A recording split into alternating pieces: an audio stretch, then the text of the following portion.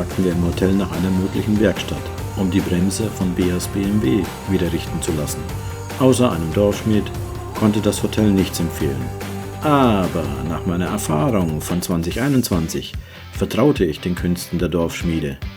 Und tatsächlich, der Allesreparierer Marco konnte den Bremshebel wieder gerade dengeln und bastelte auch noch einen Hitzeschutz für die Bremse, der offensichtlich verloren ging.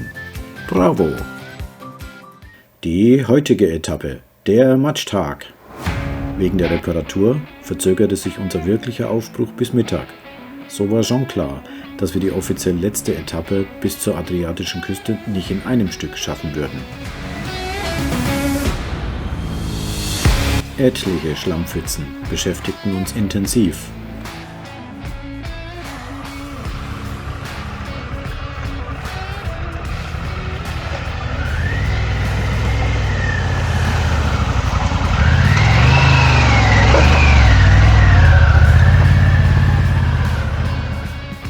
Auch bei trockenen Rinnen galt, nur nicht reinrutschen.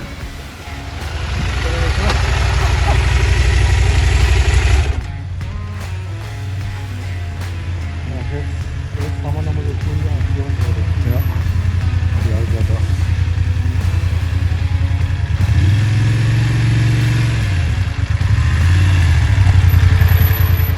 Ja. Es wurde nass und nässer.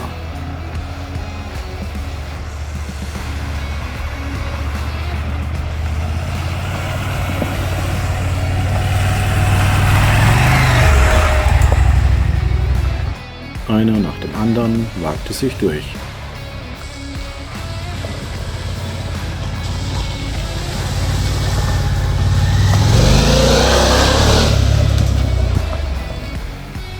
Diesmal für alle ohne Probleme.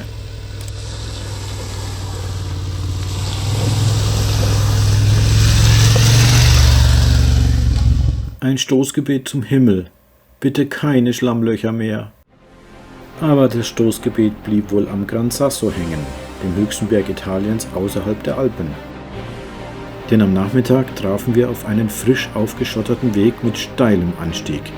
Bei dem Anblick fragten wir uns schon, was sich Straßenbauer in ihren Planierraupen eigentlich denken. Der Rest der Bevölkerung sitzt jedenfalls nicht in Planierraupen, wenn sie diesen Weg befahren wollen. Das war kein Schotter, das waren kindskopfgroße Brocken. Matze versuchte als erster sein Glück und hatte größte Not, seine Fuhre am Laufen zu halten. Denn es war klar, nur das Momentum bringt Sicherheit.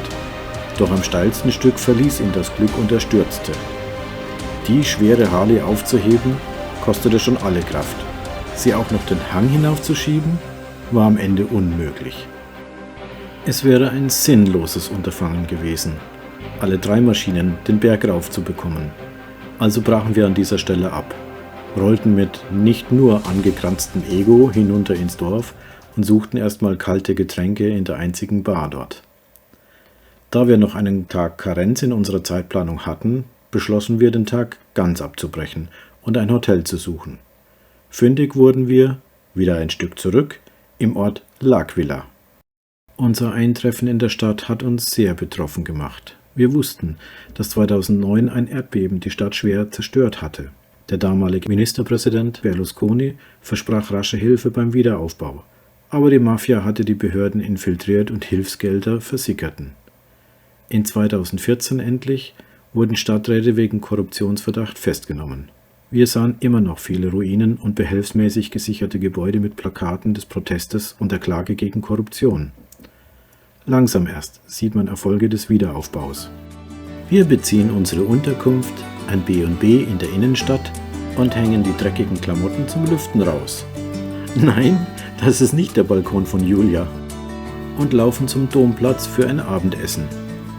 Da herrschte so viel Leben und Trubel auf dem Platz.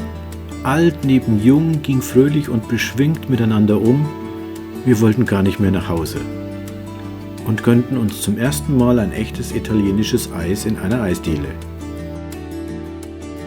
Dazu erstmal eine Bestellung aufgeben. Hochmodern am Touchscreen wie in deutschen McDonalds. Wer es nicht beherrscht, kriegt kein Eis. Ein schöner Ausklang des Tages.